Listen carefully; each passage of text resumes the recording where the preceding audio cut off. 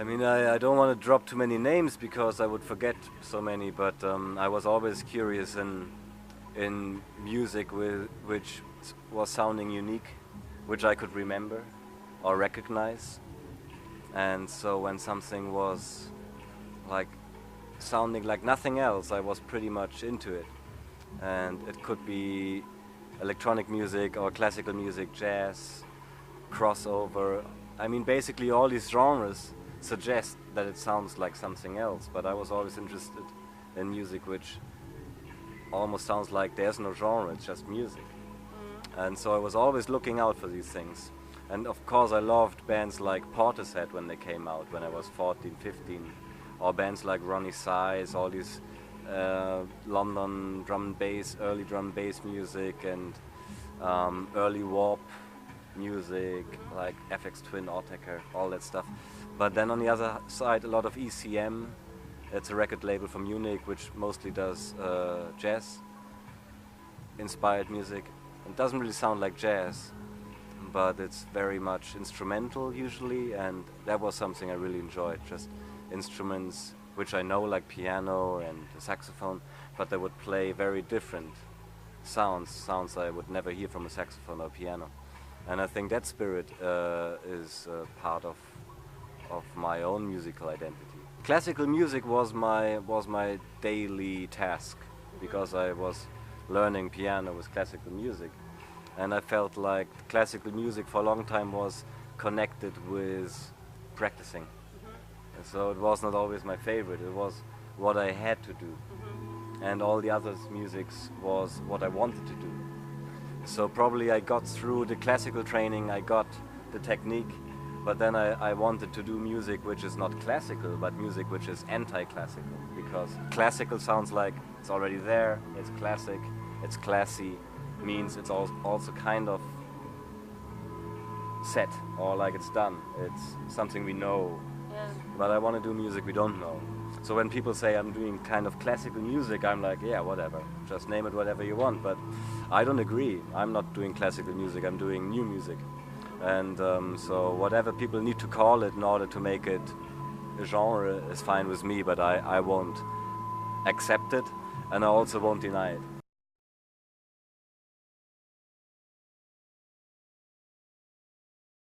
A lot of people, classical musicians, they want to be part of this new school of musicians who use both like electronic elements and maybe technology and old-fashioned instruments like strings and pianos and classical instruments.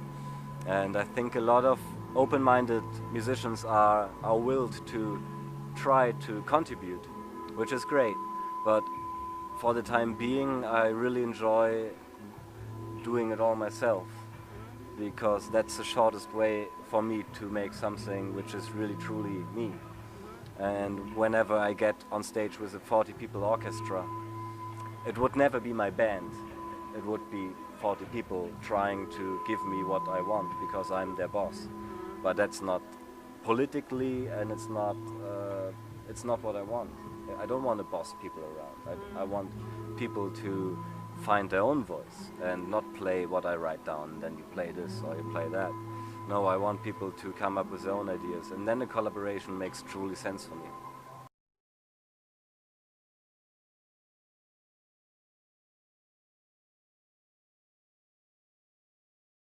Yeah, I mean, it's not only making music or making instruments, it's also living a life which is inspiring, you know, which inspires you to new ideas, and being in touch with artists who have totally different genres, who work with different materials. And sometimes you can listen to them and you might find interesting ideas for your music, or you see like, oh, there's a similarity between how the universe works and how music works. And then you get inspired by that idea, and then you come up with a solution to incorporate that new knowledge you gained into your compositions.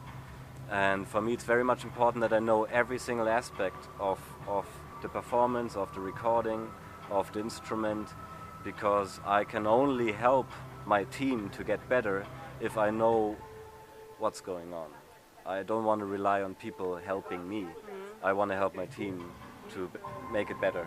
So I feel like I need to know everything about music. I need to how to record music, I need to know how to master music, how to mix it, how to compose it, how to repair my instruments, how to modify my instruments so they sound different.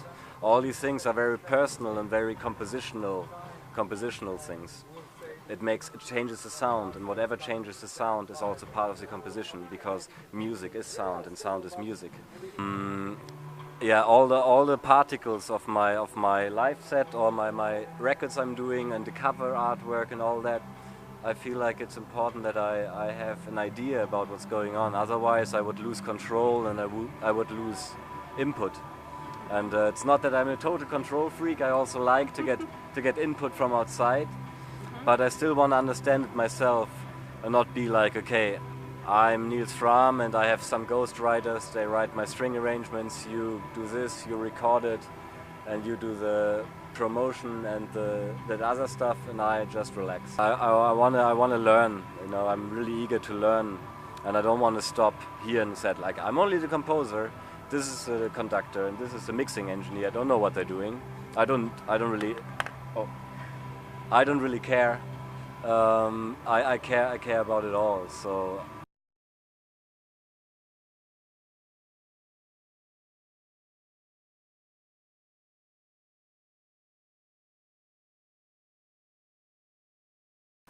Yeah, it's a good question. What is composing versus music making? Yeah, I mean, there's improvisation, and on the other end of the spectrum there is composition. And it can both blend. You can compose and improvise on the composition, or you can strictly improvise and don't have any idea. Composition is something you imagine before you hear it, and then you try to meet this imagination by composing notes and trying to kind of meet what you imagined. And improvisation is when you kind of only get inspired by the note you're playing, and the next note is something you come up with in no time, like it needs to be there, like intuition. So composition is maybe a little bit outdated word, but it's also a word which people like to use for themselves because it sounds classy. You know, like, it's nice to be a composer because Mozart was a composer, Beethoven was a composer, and all these huge names. So when I'm at the dinner table with a lot of older people who are all like very much into art and culture, and I'm saying like, hey, I'm a DJ, I won't impress them as much as if I'd say I'm a composer. And any electronic musician can call themselves a composer because they compose sounds or whatever. But they could also call themselves humbly a musician. But when you say you're a musician, then people might suggest you're playing at weddings or you're making music like that, you know. So it's not a really good word. So it's more like self-marketing. What word do you want to use for? What word do you want to use for yourself? And again, like with music genres, I don't really like to call myself anything. I think I want to call myself a sound artist or like a musical artist, because I try to do a little bit of all.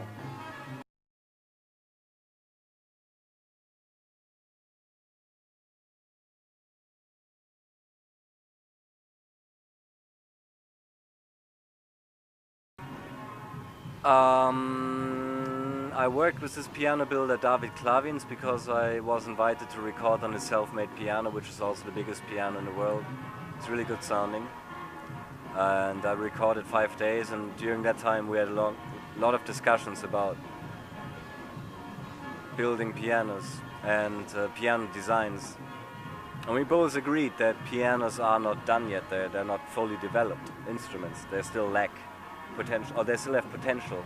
And I was asking him, why do you think piano builders like Yamaha or Steinway or like the big names, why don't they try to make a piano better? Because the last big inventions for the piano are almost 80 or 90 years old, and since then nothing major changed.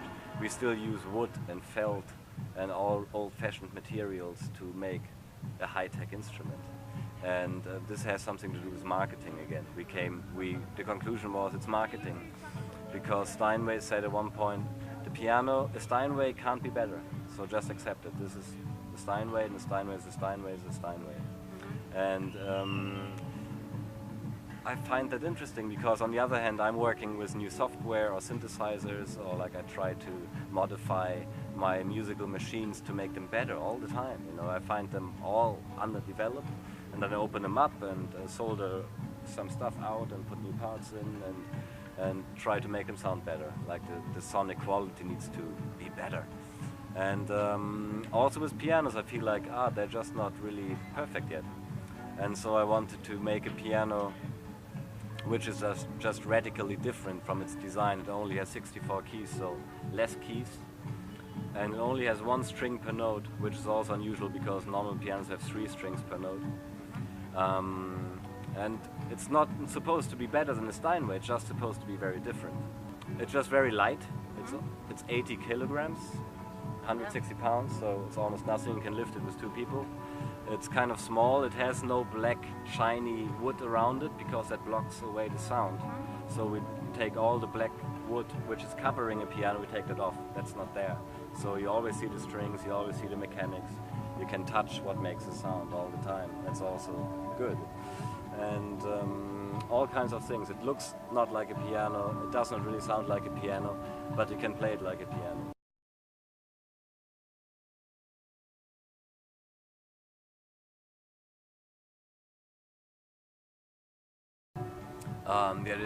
The theater is a magical world, so I loved working on that project in Denmark, in Copenhagen, with that company called Hotel Performer.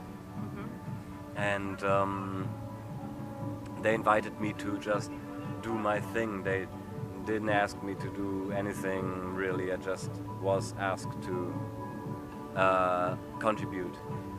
And so that was really nice, since I had a lot of freedom, but still felt like I'm also just a part of a bigger organism, like one organ of an organism.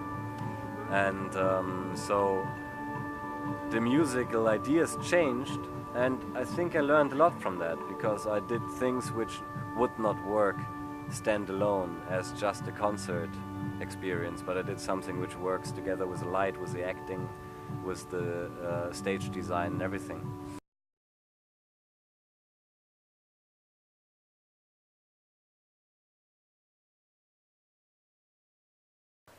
It's difficult. I think it's really hard to manipulate people with music in a conscious way. I could probably think of something how to annoy people with music. You know, I make a very high peep tone, which is really high and really harsh, and then I put a lot of noise in that, and then people would be very annoyed and want to leave. If I want to make, I can do that with film music. I can come up with music which makes an emotion stronger, or which counteracts an emotion, like Stanley Kubrick always did that. He was showing something and the music suggested something else, just to make the picture even greater. So the picture has a frame and the music made the frame bigger.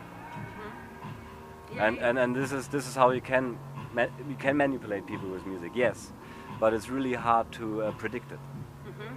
It's easier with words, because words are commonly understood, but music is not commonly understood the same. You can't understand music the same, because depending on where you're from, if you come from Africa or India, or music will always have a different impact on you.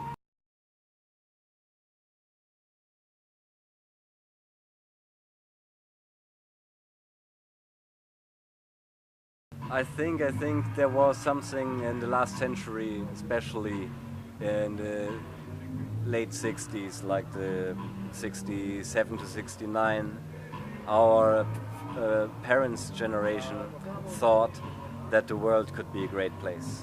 You know, that everything what is bad could be eliminated and only the good things could blossom. Like, people believed we can make this world a great place. And maybe that sounds naive to us now, because we learned, shit, the world is going to go under, you know, like there's Armageddon coming.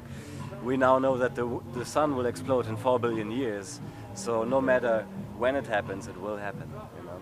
So maybe that knowledge we have now about the future of our planet and our universe puts everything what we do in a different perspective, which can be quite exciting. Because knowing that this all will end makes it not so important for me to build a big statue of myself, you know, because that statue will vanish into dust and form into a new planet, maybe or maybe not. And we all like how we sit here. I mean, now we know this hand is as old as the Big Bang, you know, and we're all part of this big cycle. And I feel like all this knowledge we gain through science and scientists is quite disturbing on one side, and it makes me quite relaxed on the other side, because it seems like what we ever experienced down here, you know, like somebody we love dies, and then some friend has a new child, and all these things, they cause emotions. Like, I feel sad when a good friend dies, and I feel very happy for my friend when they have a new kid, and all these things. They are very human, these emotions, but in the greater scheme of things, for me, it doesn't really matter. For me, it's the same thing. It's part of the same thing. Of course, I feel also sad, but when I reflect upon it, I can say this sadness is also something truly magical, because it doesn't need to be there, but it's there. And I wonder why. Because seeing planets evolve and vanish all the time in the universe is the same thing of like a little ant getting born, or an ant being killed by my feet or your telephone. And then all that is making us less naive, I think. It puts a new challenge on our goals in life, and I like to take a challenge.